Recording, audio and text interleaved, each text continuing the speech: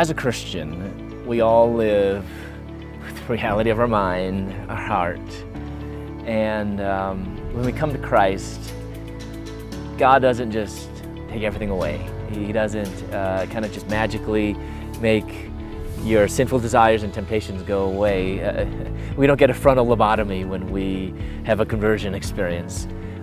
We still live with the reality of our past, as definitely I did. There's all that I've gone through, I wish I could erase, but it's not erased. God has definitely forgiven me of that, but there's still, I live with the consequences of that. And so when I came to Christ, there was a lot of burden and weight with the struggles daily of my temptations and desires.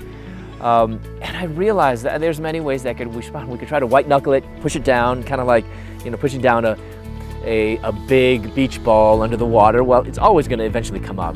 And other ways are trying to kind of navigate it and try to sometimes depend on others.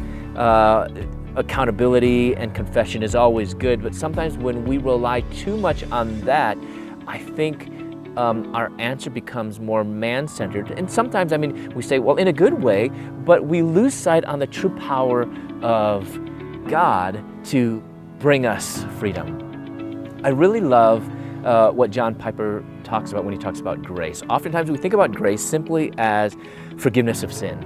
What we need to realize is grace is not only forgiveness of sin, but it's the power to sin no more. And he says, grace is not only pardon, it's power. And if we really, truly grasp that and truly dependent, and if we knew that Holy Spirit is the only one that can empower me to sin no more, we realize that I need to be vigilant, not in trying to fight my sin, but I need to be vigilant in fighting the desires to not be close with God on a daily basis. And it has to do with just the spiritual disciplines. We know them as spiritual disciplines, praying and studying the Bible, etc. But I like how it's actually now being talked about as habits of grace.